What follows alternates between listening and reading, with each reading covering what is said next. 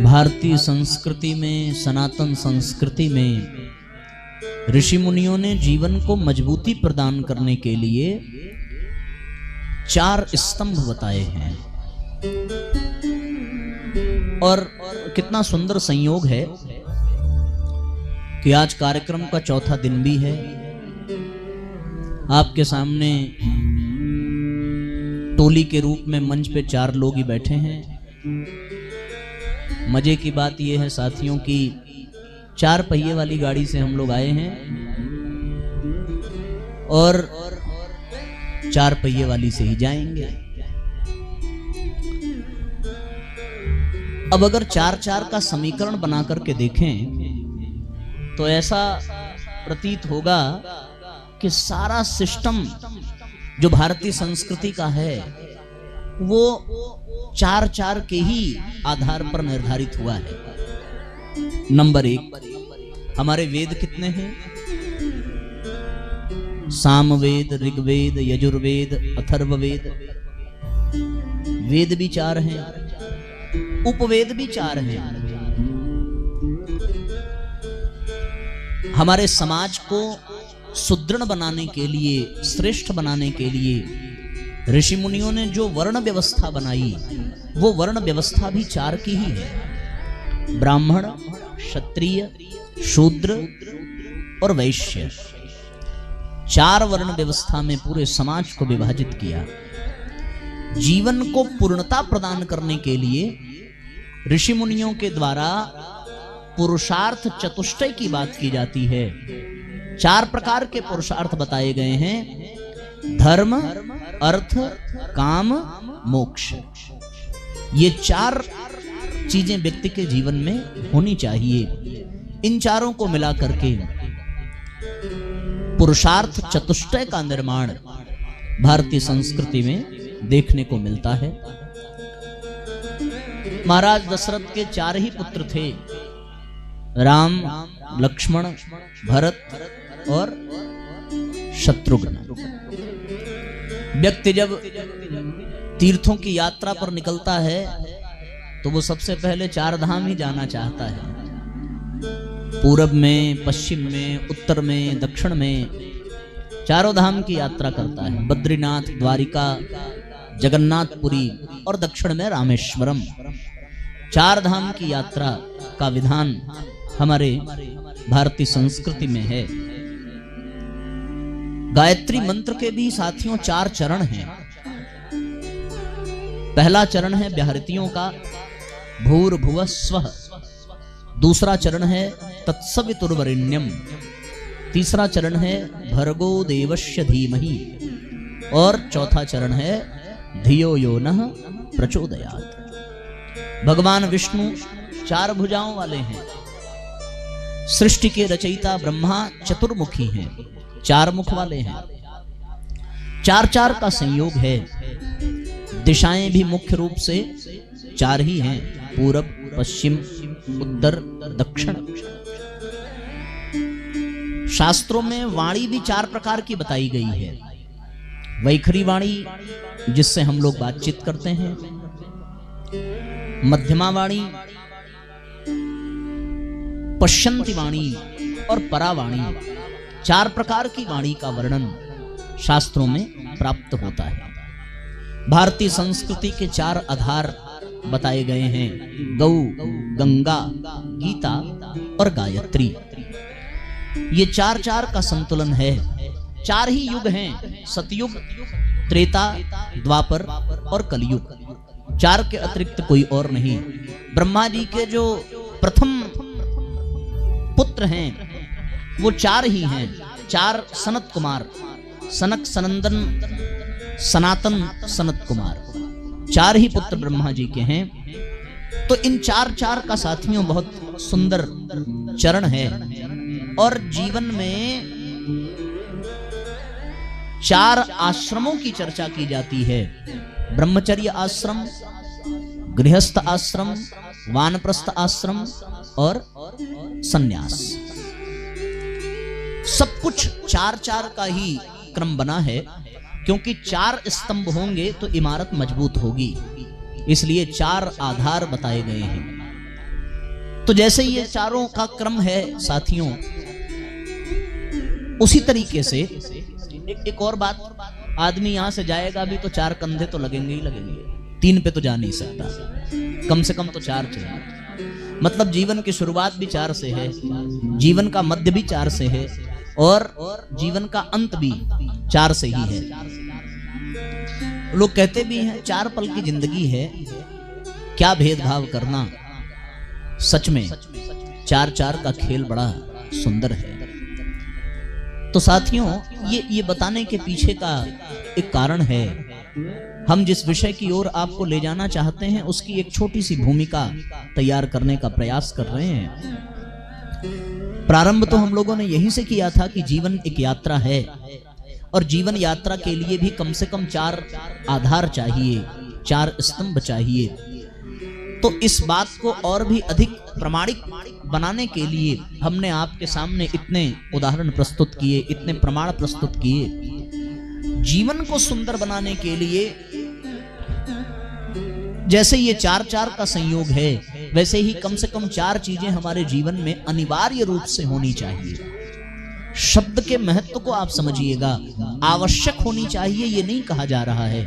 आवश्यकता में विकल्प भी है, यदि वो आवश्यकता पूरी न हुई तब भी बात बन जाएगी, लेकिन अनिवार्यता में विकल्प नहीं है।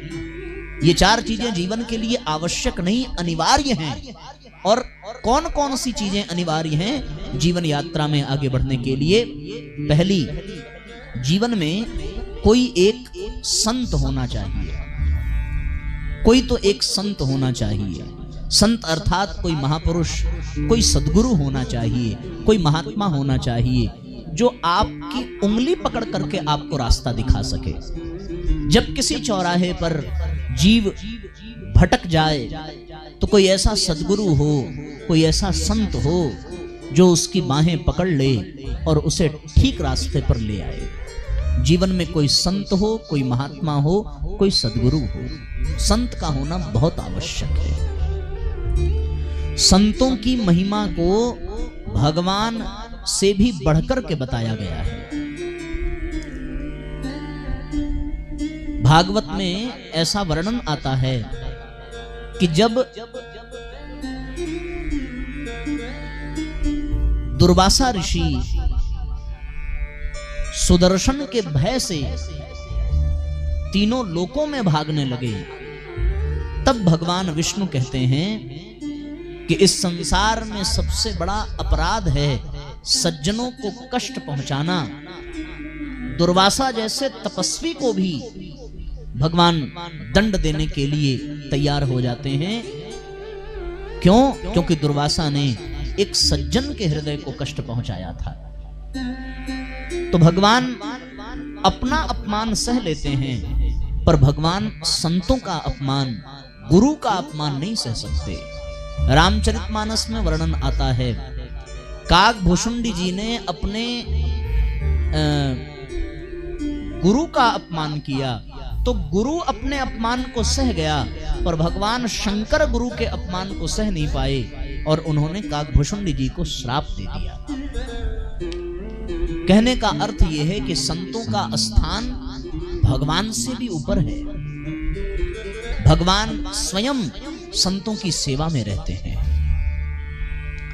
महाराष्ट्र की ही बड़ी सुंदर एक घटना है। सैजोबाई नाम की एक महिला थी जो अपने सद्गुरु से अपार प्रेम करती थी। अपार प्रेम, बिल्कुल वैसे ही जैसे शबरी ने राम से प्रेम किया। एक बार सैजोबाई को यह पता चला कि हमारे दरवाजे पर हमारे गुरुदेव आने वाले हैं, सो वो अपने घर को सजाने लगी, बंधनवार बांधने लगी, घर को सजावट में, घर के सजावट में लग गई। गुरुदेव के लिए क्या भोजन प्रसाद बनेगा, जगह जगह रंगोलियां लगाना, जगह जगह दिए सजाना। इस बात से भगवान को ईर्ष्या हो गई। ये तो हमारी पूजा करती थी, किसके लिए ये घर सजा रही है? तो भगवान भी तो भक्त की परीक्षा ही लेते हैं, और भगवान सच में जैसे हैं उसी रूप में सैजोबाई के सामने प्रकट हो गए। एकदम उसी रूप में, वैसे ही मोर पंख, वैसी ही मुरली, वैसे ही पीतांबर धारण करने वाले और वैसी मंद मंद मुस्कान के साथ कृष्ण कन्हैया साक्षात उसके सामने प्रकट हो गए। कि देखें इसके सामने प्रकट हो और फिर इसका भाव देखें। उसने जैसे ही भगवान को देखा वैसे ही हाथ में कुछ सामान लिया था, उसने बाजार से आ रही थी कि गुरुजी के लिए ये सब्जियां बनाएंगे। भगवान को जैसे देखा सहजो बाई ने पूरा सब्जी का झोला भगवान को पकड़ाया। अच्छा हुआ प्रभु आप आ गए, आपको पता नहीं आज हमारे गुरुजी आने वाले हैं, मैं अकेली कब से परेशान हूँ, बहुत बहुत धन्यवाद आपका, आइए थोड़ा हाथ बटाइए ना। भगवान इतने प्रसन्न हुए कि सहजो बाई जैसे जैसे कहती वैसे भगवान भोजन बनाते, वैसे भगवान रंगोली सजाते, गुरुजी के आगमन में भगवान उसकी सेवा करने लगे। ऐसा सुंदर क्रम है। भगवान संतों के प्रति जिसका भाव हो भगवान उसकी सेवा में लग जाते हैं। पंडरीनाथ की कथा है कि भगवान प्रकट हो गए और भक्त ने कहा कि अभी हम माँ बाप की सेवा कर रहे हैं, आप थोड़ी देर प्रतीक्षा कर लीजिए। और भगवान नाराज होकर के अपने दोनों हाथों को ऐसे अपने कमर पे रख लेते हैं। आज भी आप जाइए तो पंडरनाथ का दर्शन करेंगे तो विग्रह का ऐसा ही स्वरूप है, मानो भगवान गुस्से में हैं। और भगवान गुस्से में हैं तो कमर पे हाथ रख करके नाराज होने का भाव। पर भक्त माँ बाप की सेवा करके जब वापस आया तब तक भगवान उसकी प्रतीक्षा करते रहे। इसलिए साथियों भगवान की लीला तो अपरंपार है और भगवान तब प्रसन्न हो जाते हैं जब उनका कोई भक्त किसी संत के प्रति श्रद्धा का भाव रखता है। तो जीवन में साथियों कम से कम एक संत का होना बहुत आवश्यक है। कोई एक आपका आदर्श हो, कोई एक महापुरुष, कोई एक साधु ऐसा हो जिसके प्रति आपका सच्चा समर्पण हो। जैसे अपने मिशन में हम लोग किसको समर्पित हो गए हैं? परम पूज्य गुरुदेव को। अब ये तो हम लोग का सौभाग्य है कि गुरुजी संत भी हैं और गुरुजी साक्षात भगवान भी हैं, तो हमको तो एक पे एक फ्री मिल गया, ऐसा आप समझिए। जैसे संत और भगवंत यद्यपि लौकिक दृष्टि से तो अलग ही होते हैं, पर गायत्री परिवार के सभी परिजनों का ये परम सौभाग्य है कि उनको एक पे एक फ्री वाली बात हो गई कि उनको गुरुजी के रूप में कोई संत मिला और उनके साथ साथ गुरुजी के रूप में ही स्वयं भगवान मिल गए हैं। तभी तो ये भाव जगता है स्वयं भगवान हमारे गुरु, परम सौभाग्य हमारा है। एक तो जीवन में संत हो और दूसरा साथियों जीवन में कोई भगवंत होना चाहिए। पहला संत और दूसरा भगवंत। जीवन में कोई इष्ट होना चाहिए, कोई आराध्य होना चाहिए, कोई लक्ष्य होना चाहिए। चाहे वो राम हो, चाहे वो कृष्ण हो, चाहे वो हनुमान हो, चाहे कोई भी हो। जब जीवन में कभी कोई आपदा आ जाए, कभी कोई संकट आ जाए, तो कोई ऐसा आपका आराध्य हो कि उस संकट की घड़ी में, उस विपत्ति की घड़ी में आर्त स्वर से केवल और केवल उसी का नाम मुख से निकले। बिल्कुल आर्त स्वर में। जब आदमी बिल्कुल कष्ट में होता है, जैसे बच्चा दुखी हो जाए, परेशान हो जाए, संकट में आ जाए, तो फिर वो बच्चा केवल और केवल अपनी माँ को याद करता है। माँ के अतिरिक्त तो उसकी श्रद्धा, उसका विश्वास किसी में नहीं होता। उसी प्रकार जब जीवन में कोई ऐसी विपत्ति आ जाए तो आपके जीवन में कोई एक संत के अतिरिक्त एक भगवंत होना चाहिए, एक इष्ट होना चाहिए, एक आराध्य होना चाहिए। उसका होना बहुत आवश्यक है। ये जीवन के नींव का ये दूसरा स्तंभ है। पहला स्तंभ संत, दूसरा स्तंभ भगवंत, और साथियों एक तीसरा स्तंभ है। क्या? एक तीसरा स्तंभ है जीवन में कोई ना कोई एक ग्रंथ होना चाहिए। ग्रंथ का होना बहुत आवश्यक है। उसी ग्रंथ से तो मार्गदर्शन होता है, ये जान लीजिए। कोई एक ग्रंथ होना चाहिए, वो ग्रंथ कोई भी हो। आप चाहे रामचरितमानस को अपना लक्ष्य बना लीजिए, आप चाहे भागवत को अपना लक्ष्य बना लीजिए, आप चाहे प्रज्ञा पुराण को अपना लक्ष्य बना लीजिए, आप चाहे रामायण को अपना लक्ष्य बना लीजिए, आपके जीवन में कोई एक ग्रंथ का होना बहुत आवश्यक है, जिसका स्वाध्याय आप सदैव करते रहें, सदैव।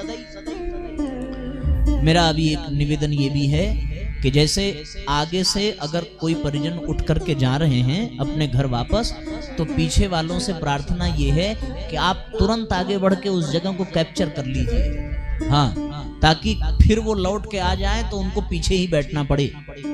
आप तुरंत आगे बढ़ जाइए। हम भगवान से प्रार्थना करेंगे कि सब लोग आगे बढ़ते चले जाएं, जीवन में भी और यहाँ भी, ठीक है ना। तो इस बात का ध्यान रखिए। तो हम लोग साथियों चर्चा कर रहे थे, पहली बात, हमारे जीवन में कोई संत हो, हमारे जीवन में कोई भगवंत हो, और हमारे जीवन में कोई एक ग्रंथ होना चाहिए। क्या होना चाहिए? ध्यान से सुनिएगा। हम अभी पूछेंगे आप लोगों से कि क्या क्या हमने बताया है, और जो जवाब नहीं देगा उसको डांट पड़ेगी, और जो जवाब सही से देगा उसको प्रसाद मिलेगा। तो एकदम सावधान होकर के सुनिए। संत, भगवंत, ग्रंथ, और साथियों जीवन में एक चौथा स्तंभ भी होना चाहिए, और वो चौथा स्तंभ होना चाहिए, जीवन में कोई न कोई एक पंथ भी होना चाहिए।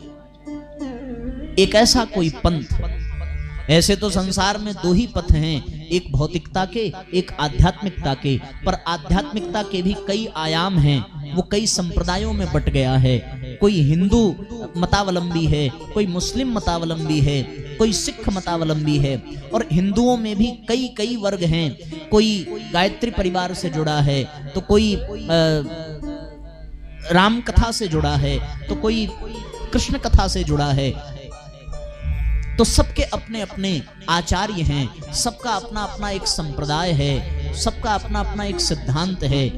कुछ भी हो, कोई भी हो, बुरा कुछ भी नहीं है, सब एक उसी परमात्मा की ओर ही लेकर के जाते हैं। धाराएं अलग अलग हों, जैसे अनेकों नदियां अंततो गत्वा एक ही समुद्र में जाकर के विलीन हो जाती हैं और एक ही लक्ष्य में विलीन हो जाती हैं, उसी प्रकार जितने भी मत हैं, जितने भी पंथ हैं, जितने भी संप्रदाय हैं, वो अंततो गत्वा विभिन्न विभिन्न रास्तों से होते हुए केवल और केवल अंत में उसी परमात्मा में जाकर के विलीन हो जाते हैं। तो जीवन में कोई एक पंथ का होना बहुत आवश्यक है। कितनी बातें हो गई? पहला, जीवन में क्या होना चाहिए साथियों? जोर से बोलो, इतना जोर से बोलो जितना जोर से आप घर में झगड़ा करते हैं, हाँ, तब बात बनेगी ईमानदारी से। ठीक, सीने में सांस भर लीजिए और अब आप जवाब दीजिए कि पहला क्या हो जाएगा, कौन जीवन में हो? इतना ही तेज झगड़ा करते हैं, ये तो विश्वास नहीं होता। फिर से एक बार ट्राई करें क्या? जोर से बोलो भाई, कौन होना चाहिए जीवन में? बड़े झगड़ालू हो भैया आप लोग।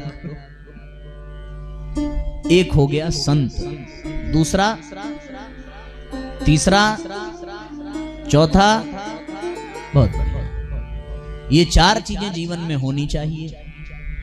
पर साथियों जमाना बड़ा अपडेट हो गया है मदन भैया, जमाना बहुत अपडेट हो गया है। आजकल आदमी ऐसे सामान को खोजता है कि एक ही साधे सब सधे, चार चार न लेना पड़े, एक मिल जाए ऐसा जिसमें चारों की सुविधा हो। पहले के जमाने में कैसा था, टॉर्च अलग से खरीदने पड़ते थे, घड़ी अलग से लेने पड़ते थे, कैलकुलेटर अलग से लेना पड़ता था, कितने सारी चीजें लेनी पड़ती थी।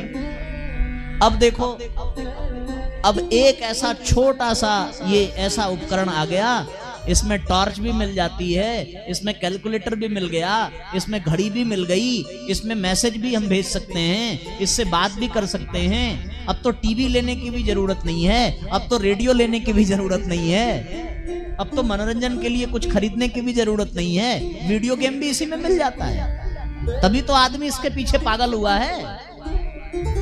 सोचो, एक केवल आदमी अपने आप को एक स्थान से दूसरे स्थान पे नहीं भेज पा रहा है, बाकी वो सब भेज दे रहा है।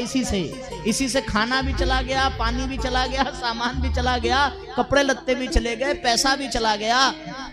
भगवान करेगा वो भी दौर आएगा कि आदमी खुद भी इससे कहीं चला जाए, इसी में घुसे और वहां जाके इसी में से निकल जाए। हो सकता है पहले के ऋषि मुनि कैसे सूक्ष्म रूप धारण करके एकदम यहां से गायब हुए, वहां प्रकट हुए, तो कोई ऐसी विद्या, क्या पता वैज्ञानिकों का कोई ऐसा उपकरण निकल जाए। अभी भैया आए हमारे पास, नाम नोगेंद्र बताया ऐसा ना, हाँ, इन्होंने अपनी जिज्ञासा प्रकट की, हम अपने यहाँ कार्यक्रम कराएंगे। इनके यहाँ का रास्ता ही सुन करके हमारी हालत खराब हो गई। इतनी दूर रास्ता। हमने कहा कौन सा स्टेशन है नजदीक, तो इन्होंने कहा रायपुर। तो हम बड़े खुश हुए। फिर हमने कहा स्टेशन से कितना दूर है, बोले ज्यादा नहीं, केवल 250 किलोमीटर। कहा स्टेशन से उतरने के बाद 6 घंटे। तो हम तो चाह रहे हैं ऐसा कोई उपकरण आ जाए कि इसी में घुसें और सीधे मंच पे जाके निकलें, तो हमारे लिए तो बड़ी सुविधा होगी। तो कहने का तात्पर्य यह है कि आदमी आज के समय में ऐसा ही चाहता है कि उसे ये सारी चीजें किसी एक जगह पे मिल जाएं। आप देखो सब लोग ऐसा ही, आज पहले शादियां कैसे होती थी, आज कोई ऐसा एक लॉन बुक कर लिया जिसमें लाइटिंग की भी व्यवस्था मिल जाए, कैटरिंग की भी व्यवस्था मिल जाए, टेंट की भी व्यवस्था मिल जाए, म्यूजिक सिस्टम की भी व्यवस्था मिल जाए, और रुकने के लिए कमरे भी मिल जाए, और साज सजावट के लिए कोई ब्यूटिशियन भी मिल जाए, और फोटोग्राफी करने वाला भी मिल जाए, सब एक ही जगह मिल जाए, एक साथ पैसा निकाल करके देना पड़े, सारा झंझट खत्म, सारी जिम्मेदारी खत्म। ऐसा ही आदमी खोज रहा है। तो अब ये 4 चीजें तो हैं, कोई ऐसा रास्ता मिल जाता जिसमें ये चारों एक ही साथ मिल जाती, चारों, संत भी, ग्रंथ भी, भगवंत भी, और कोई पंथ भी। ऐसा कौन है जिससे ये चारों मिल जाए? कोई रास्ता है क्या, कोई विकल्प है क्या कि किसी एक से ऐसा संयोग बन जाए कि हमें जीवन के इन चारों आयामों का, इन चारों आधारों का आनंद प्राप्त हो जाए? आप बाबूजी कुर्सी लेकर के थोड़ा आगे आ जाइए, है ना, जो बहुत कोने में बैठे हैं ऐसे कब तक गर्दन झुका करके देखेंगे? हमें भी देखने में असुविधा हो रही है। जिनको असुविधा हो वो कुर्सियां लेकर के थोड़ा इधर आ जाएं, और सामने आ जाए, जगह खाली है पूरी। हाँ, ये हम ही लोगों का इस समय पेटेंट किया हुआ है, इसमें कोई और कार्यक्रम होने वाला नहीं है। आप सब लोग बढ़ जाइए, थोड़ा थोड़ा बढ़ जाइए, आराम से बैठिए। तो साथियों विचार करिए, क्या ये संभव है कि कुछ ऐसा मिले जिससे हमारे जीवन में संत की, भगवंत की, ग्रंथ की, पंथ की सारी कमियां दूर हो जाएं?